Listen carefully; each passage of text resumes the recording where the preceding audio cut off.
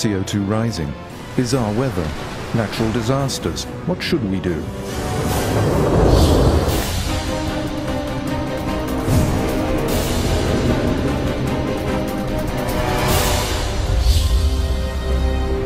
The world's climate does have a chance, and it's right under our feet, and yet we're still destroying it. Humus would be a powerful means of carbon storage. Why don't we talk about the fact that the ground stores around twice as much carbon as the entire amount in the atmosphere? In the past, natural processes simply always converted excess CO2 into biomass. Today, that no longer works. Why? We're heading for a global catastrophe. What forces stand in the way of the right measures?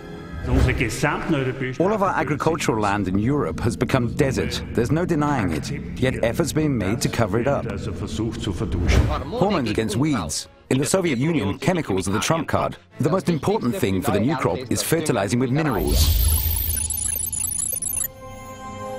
What was it that led to the worldwide destruction of agricultural land? Agricultural machinery has an enormous influence on soil organisms. Have we followed the wrong path, only to incur ever higher costs? And the solution is actually to be found in a new ecological form of agriculture that creates humus. Could it be that, until now, we have failed to notice the most important factor for climate, organisms in the soil?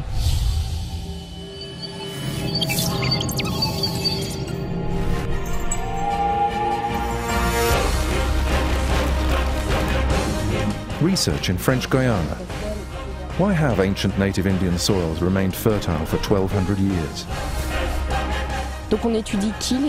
We're investigating as to who prepared these hillside fields, which plants were cultivated, and what purpose these cultures served. What secrets were known to the pre-Columbian farmers?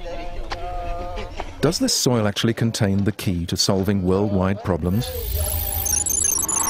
In Amazonia, researchers have discovered 2,000-year-old yet extremely fertile earth. Terra preta has become the hot topic with regard to high humus content.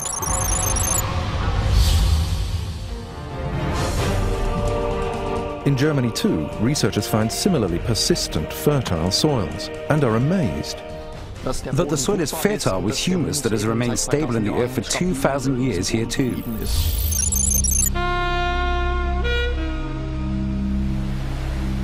It takes hundreds of years to create the thin, fertile layer of earth that sustains us all. Now this is all at stake. Hidden away in the life beneath our feet is the last chance for our climate.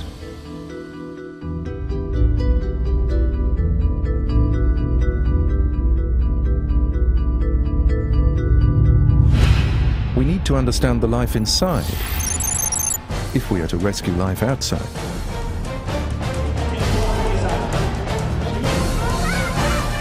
Taking action for our climate, research, changing minds. Humus symposia take place regularly in the Styrian ecology region of Kindorf. Not only is knowledge assimilated here, but also ideas and discoveries are directly implemented in practice. Each new possibility is tested critically. Humus generation is becoming a race against time. At the moment, the approach to composting is unfortunately all too often preoccupied with considerations of disposal, and that has to change in the future.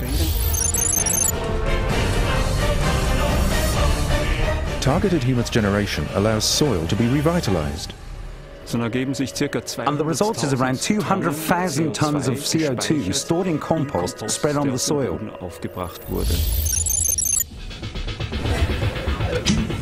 The results of large-area long-term trials are more important than ever.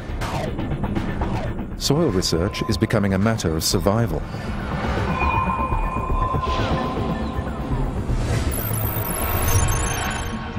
All over the world, scientists are looking for solutions. Another important factor influencing humus and carbon content in soil is fertilization. We should shift much more towards organic methods. It has been proven that humus content can be raised over extended periods. Austria could then fulfill Kyoto Protocol requirements. One could employ this stable material in the form of black carbon as a management strategy. Some important facts are still not generally known. Under what circumstances does soil bind CO2? How can the interdependencies be explained? The soil is the digestive organ, the stomach of the plant. These aerobic organisms have needs similar to those of humans and animals. If we effectively overload the stomach, then the soil gets diarrhea and the plants have problems.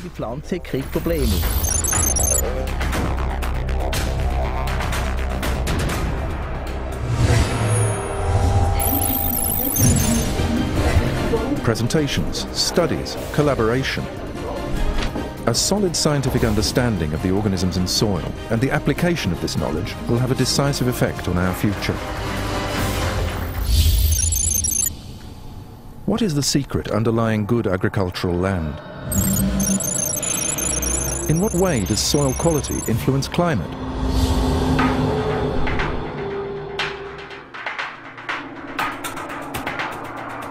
Why does agricultural soil need earthworms? There's no erosion where there are plenty of wormholes.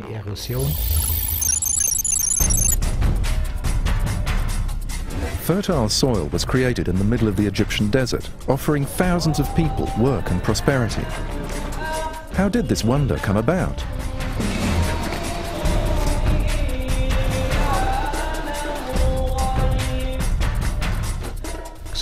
Healthier plants mean healthier animals and healthy people. This process, which we initiated 30 years ago, this process is underway today. What can the world learn from Egypt?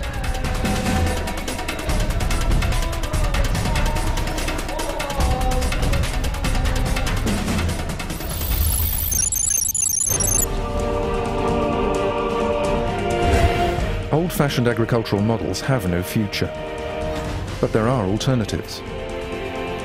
There are now some 25,000 hectares of mixed cultivation in Austria, and this combination of peas and false flax goes together very well. The opportunity is there for us if we trust in nature. That nature has capabilities that we hadn't perceived at all till now.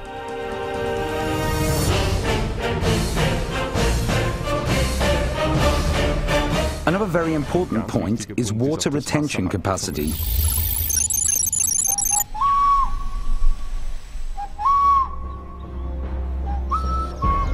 Brazilian farmers are trying new methods, record yields without tillage.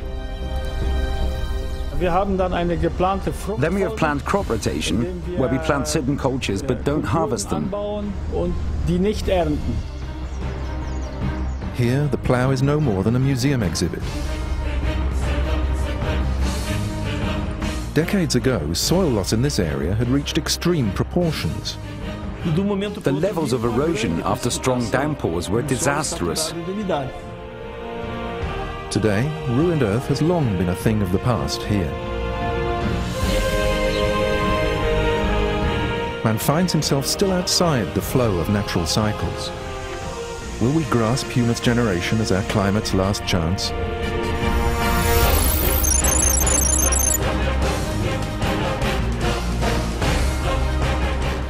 And it has been demonstrated that it really is possible over 10 to 15 years to raise carbon levels significantly, and moreover, that this entails a whole range of advantages for the business. And the entire excess will be outside, and our climate problem will be solved. Negotiations are going on for the post-2012 period, and it would be great if soil management, grassland and cropland management was included. The Forgotten Climate Aid, HUMUS. A film about the unimagined potential of forward-looking agriculture.